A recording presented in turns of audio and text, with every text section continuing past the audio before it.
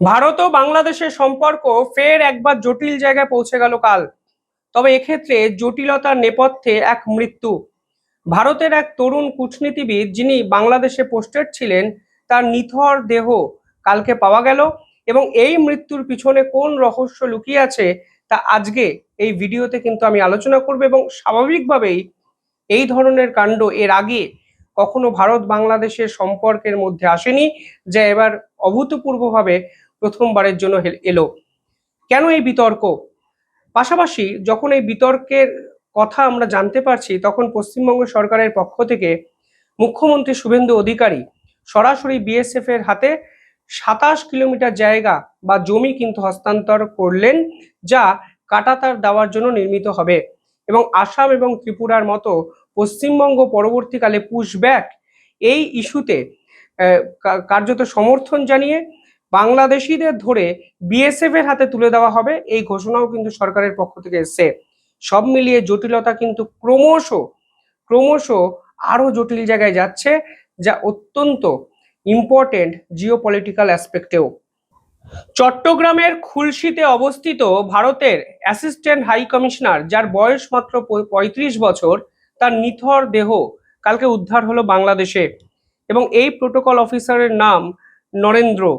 হরিয়ানার বাসিন্দা এই তরুণ অফিসার হাই কমিশনারের ডেটা এন্ট্রি রুমের শৌচাগারের সামনে পড়েছিলেন। কিন্তু প্রশ্ন হলো, দেশের বাইরে থাকা হাই সিকিউরিটি জোনে থাকা একজন ভারতীয় কর্মকর্তার এই পরিস্থিতি হলো কিভাবে? অনেকে বাংলাদেশের ষড়যন্ত্র বা বাংলাদেশের অভিসন্ধি বলে বিভিন্ন জায়গায় লেখালেখি করলেও আমি এখনো এ বিষয়ে কোনো কনক্লুশনে যেতে চাইছি না। কিন্তু এটা বাস্তব, এই ধরনের হাই সিকিউরিটি জোনে থাকা একজন প্রোটোকল অফিসার কিভাবে অস্বাভাবিক মৃত্যুর মুখে ঢলে পড়লেন এবং কেউ কোনো খোঁজ খবরও পেল না বাংলাদেশের চট্টগ্রামের। পাশাপাশি যে প্রশ্নগুলো আরো উঠেছে তা হলো প্রাথমিক রিপোর্ট।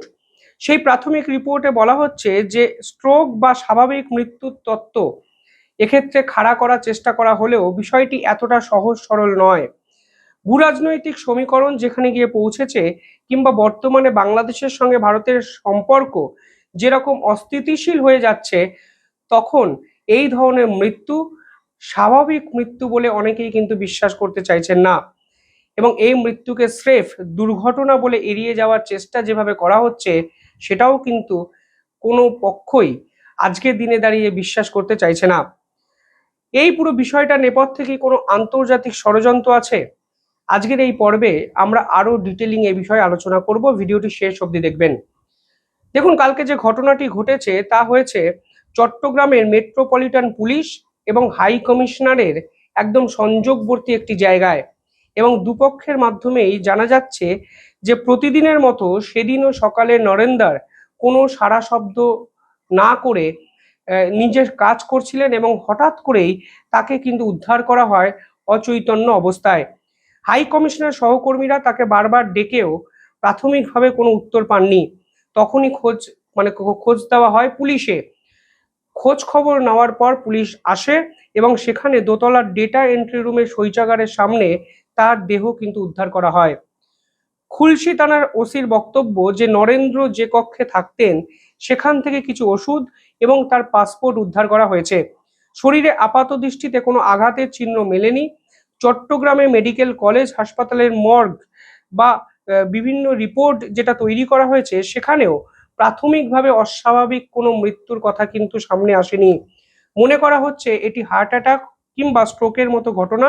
কিন্তু আসলে ময়না তদন্তের বা যে রিপোর্টগুলো আরো আছে সেগুলোকে খতিয়ে না দেখা গেলে কোনো ধরনের কনক্লুশন কিন্তু টানা সম্ভব নয়। বর্তমানে চট্টগ্রাম পুলিশের নর্থ জোনের ডেপুটি কমিশনার জানিয়েছেন, আপাতত একটি অস্বাভাবিক মৃত্যুর মামলা দায়ের করে তদন্ত করা শুরু হয়েছে।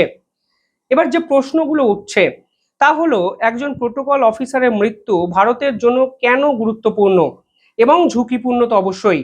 প্রথমত, এই পুরো বিষয়টি ঘটেছে হাই সিকিউরিটি জোন। ফলে হাই সিকিউরিটি জোনে নিরাপত্তা লঙ্ঘন করা হয়েছে কিনা সে বিষয়ে কিন্তু কালকে বড়সড় প্রশ্নচিহ্ন উঠে যায়। যে কোনো দেশের হাই কমিশনার বা দূতাবাস হলো আন্তর্জাতিক আইন বা ভিয়েনা কনভেনশন অনুযায়ী সে দেশের নিজস্ব ভূখণ্ড এবং অত্যন্ত সুরক্ষিত এলাকা।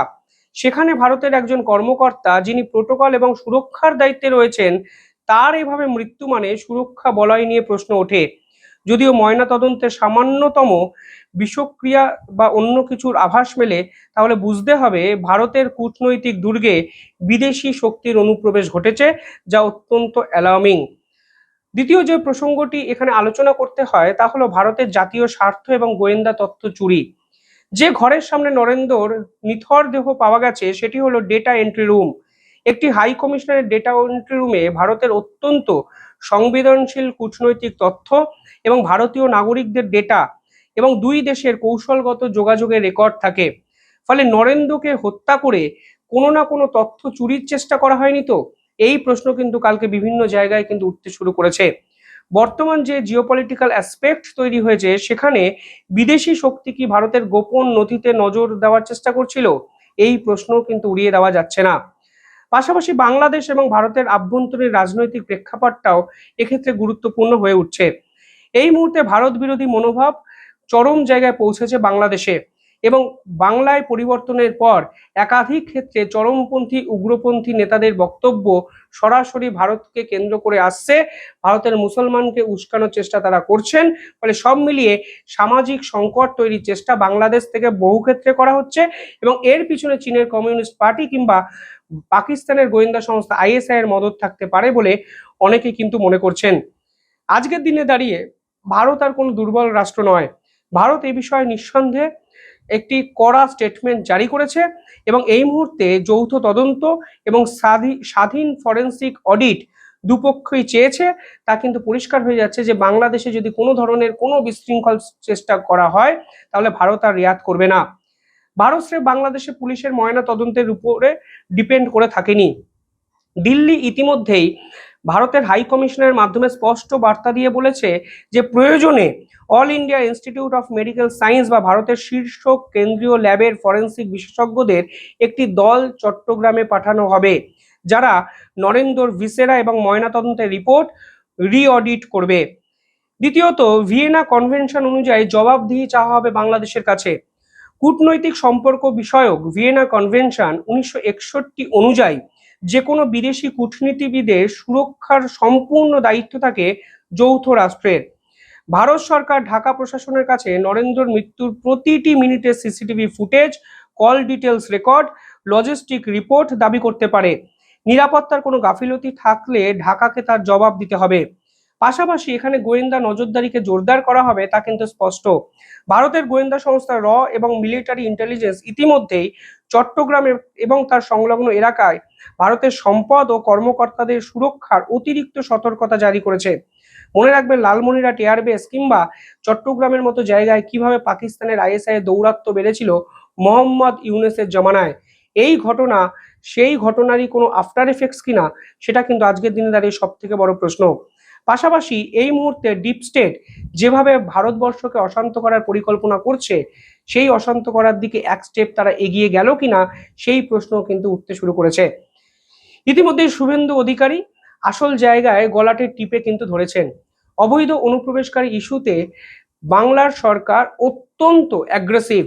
তারা প্রথমে ডিলিট করছেন, ডিটেক্ট করছেন এবং ডিপোর্ট করবেন, সেই বার্তা কিন্তু দিয়েছেন। অর্থাৎ আসামের হেমন্ত বিশ্ব শর্মা যেভাবে পুশব্যাক করে অবৈধ বাংলাদেশিদের সে দেশে ঠেলে পাঠাচ্ছেন বাংলার সীমান্ত দিয়ে, এবার সেই চিত্র দেখা যাবে, তা কিন্তু শুভেন্দু অধিকারীর কথাতেই স্পষ্ট। অর্থাৎ অবৈধ বাংলাদেশিকে আটক করে আমাদের রাজ্যের পুলিশ সরাসরি তুলে দেবে বিএসএফ এর হাতে। বিএসএফ ঝোপ বুঝে কোপটি কিভাবে মারবে তা তাদের আয়ত্তে। পাশাপাশি কালকে পশ্চিমবঙ্গের মুখ্যমন্ত্রীর সঙ্গে বিএসএফ আধিকারিকদের মিটিং এর পর 27 কিলোমিটার জায়গা বিএসএফ এর হাতে প্রাথমিকভাবে তুলে দেওয়া হলো। অর্থাৎ যে জায়গাগুলোকে এতদিন অরক্ষিত অবস্থায় আমরা দেখেছি, সেই জায়গাগুলোতে কাঁটাতার দেওয়ার কাজ অচিরেই শুরু হবে। ফলে ন্যাশনাল সিকিউরিটির প্রশ্নে কোনো ধরনের কম্প্রোমাইজ ভারত এবং বাংলার বা পশ্চিমবঙ্গের নতুন সরকার কোনো অবস্থাতেই করতে চাইছে না, তা কিন্তু এক প্রকার নিশ্চিত। সব মিলিয়ে বাংলাদেশে এই ধরনের হাই কমিশনারের মৃত্যু নতুন করে অনেক প্রশ্ন তুলল, এবং ভারত যে কোনো অবস্থাতেই এই মৃত্যুকে স্বাভাবিক মৃত্যু হিসাবে গণ্য করতে এখনো অবধি রাজি নয়, তা কিন্তু স্পষ্ট। ভারতের প্রতিনিধি দল হয়তো অচিরেই বাংলাদেশে যাবে, তবে এই ঘটনার পিছনে কোনো ষড়যন্ত্র যদি লুকিয়ে থাকে, তাহলে কোনো অবস্থাতেই বাংলাদেশকে রেয়াত করা হবে না, তা কিন্তু ভারতের অ্যাকশনেই কালকে আমরা সকলেই বুঝতে পেরেছি। কি করা উচিত ভারতের? এই মৃত্যু কি স্বাভাবিক মৃত্যু? কি মনে করছেন আপনারা? কমেন্টে জানাবেন। দেখতে থাকুন দ্য ইন্ডিপেন্ডেন্ট বেঙ্গল। ধন্যবাদ।